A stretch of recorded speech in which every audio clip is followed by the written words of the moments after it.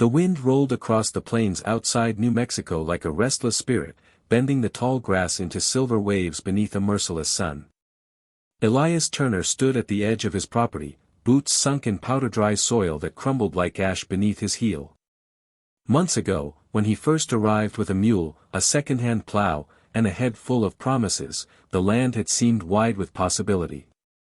Now it felt like judgment. The fence line sagged where posts had loosened in the heat. His small cabin, half-finished, half-forgiving, creaked in the wind. Inside, a single sack of flour lay folded tight as if to make itself last longer. The well behind the cabin had given up weeks ago, coughing only mud no matter how deep he lowered the bucket. Elias wiped his brow with his sleeve and scanned the horizon. No clouds. No mercy. Just miles of open country stretching toward distant ridges that shimmered in the heat. He'd heard men in town call this land stubborn. Others called it cursed. But Elias had never blamed the earth. He blamed himself, for not knowing how to listen to it. A movement on the ridge caught his eye. A rider. Still as carved stone against the sky. She sat tall in the saddle, her horse unmoving beneath her. Even from a distance, he could tell she was watching the farm. Watching him. The Apache lands bordered his claim, and he knew better than to pretend he wasn't being observed. Tension between settlers and the Chiricahua people had a long memory out here. He considered going back inside. Instead, he stayed where he was. The rider remained for a long moment before guiding her horse down the slope with effortless control. Elias felt the weight of his rifle leaning against the fence post beside him. His hand hovered near it but did not lift it. She approached without hurry, her long dark braid threaded with turquoise beads that caught the sun. Her expression held neither threat nor smile, only assessment. "You work land that does not love you," she said, her voice calm as wine through dry grass. Elias swallowed pride along with dust. "Seems that way." Her gaze drifted across the brittle crops, the cracked earth, the silent well. She studied everything as if the land itself were speaking to her. "You fight it," she said softly. "Alone." He let out a tired breath. "Ain't nobody else lining up?" For a moment, silence stretched between them. Then her dark eyes met his with quiet certainty. "Perhaps you are wrong." And without another word, she turned her horse and rode back toward the ridge, leaving Elias standing in the failing light, his farm unchanged, but something inside him no longer entirely alone. 2 mornings after their first meeting, Elias stepped outside expecting the same dry silence that had greeted him for months. Instead, he stopped short. The shallow irrigation trench he had abandoned in frustration now curved more deliberately through the field. Stones had been placed with care, reinforcing the sides where water once spilled uselessly into the dust. Brush had been cleared from the dry creek bed beyond his crops, revealing a subtle dip in the land he had never noticed. He crouched, running his fingers along the damp soil hidden beneath a shaded patch near the mesquite trees. It wasn't much, barely moisture, but it was proof the earth wasn't entirely empty. He didn't need to guess who had done it. That evening, as the sun melted into the red horizon of New Mexico, she returned. The same steady posture. The same unreadable calm. "My name is Apache," she said once she dismounted. "Daughter of a healer." "Elias Turner," he replied, removing his hat. "And I reckon I owe you thanks." She glanced toward the trench. "You owe the land patience." They sat near his small cooking fire as dusk settled cool and blue around them. Elias offered coffee, she declined gently but accepted water. For a while, they listened to coyotes calling in the distance. "You dig where it is easiest," she said at last. "But water does not live where it is easy. It hides. It waits." Elias leaned forward, elbows on his knees. "I've dug near half this field. You dig against the slope. You pull the water away from its path." She traced a line in the dirt with a stick, showing him how the land tilted almost invisibly toward the mesquite. Your people try to command the earth. My people ask it where it wishes to move. There was no accusation in her voice, only fact. In the days that followed, Apache returned often. She showed him how to plant deeper in shaded ridges and space crops to protect one another from the sun. She pointed out desert herbs whose thick roots stored precious moisture. Elias worked beside her without argument, absorbing each lesson with the humility drought had forced upon him. In return, he mended tools she brought from her people's camp and repaired a cracked saddle strap with careful stitching. He asked for nothing more than understanding. Slowly, the farm began to change. A faint wash of green pushed through the soil where seeds had failed before. The well, reinforced with newly set stones, no longer collapsed inward. It did not fill, but it held. One evening, watching tender shoots tremble in the breeze, Elias studied her profile in the fading light. "Why help me?" he asked quietly. Apache looked across the growing field, her expression thoughtful.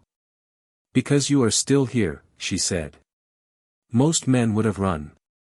The wind shifted gently through the rows, and for the first time since he'd arrived out west, Elias felt the land breathing instead of resisting. The change in Elias's farm did not go unnoticed. In a land as open as New Mexico, nothing stayed private for long. Wagons passed on distant trails, riders paused on ridges, and word drifted into town like dust on the wind. Some said the struggling farmer had found a hidden spring. Others said he had struck a bargain he did not fully understand. The truth was simpler and far more dangerous. One afternoon, as Elias repaired a fence post along the property line, 3 riders approached from the south trail. He recognized them, men from town who measured worth by acreage and suspicion by skin. Their horses slowed near his crops, where green shoots now pushed confidently through soil that had once been brittle and gray. "Well, I'll be," one of them muttered, eyeing the fields. "Looks like you found yourself a miracle." Elias leaned on his hammer. "Found better ways to plant." Another rider spat into the dirt. "Heard tell you've been taking lessons from the Apache." He met their gaze evenly. "Heard right."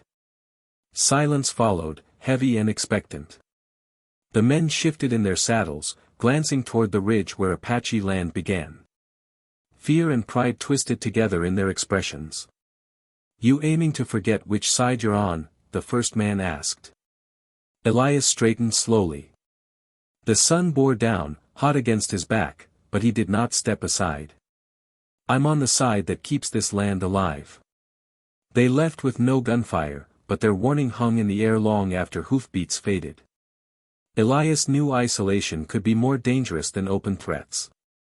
Town supplies, trade, even simple goodwill, those things could vanish quietly. That night, Apache arrived later than usual. There was tension in her posture, a tightness around her eyes. "Soldiers move west," she said without preamble. "Blue coats. Wagons. They follow rumor of resistance." Elias felt the word settle in his chest like stone. "Will they come here?" "Perhaps not first," she replied. "But they come." He looked across the darkened fields, at the fragile rows they had coaxed from stubborn soil. The thought of her people forced away tightened his jaw. "I won't see you harmed," he said firmly. She studied him, searching beyond the words. "You would stand against your own." "I'd stand for what's right." The wind stirred between them, carrying the scent of growing crops and distant rain that might never arrive. Apache stepped closer, her voice steady despite the uncertainty shadowing the night. "My people may leave," she said. "But I do not choose to leave you." Her gaze held his, unwavering. "You are the man I choose for my future." The words were not spoken in haste or romance. They were deliberate, weighty as stones set into earth. Elias reached for her hand, understanding that the choice before them was not just about love, but about loyalty, survival, and the courage to build something where 2 worlds met.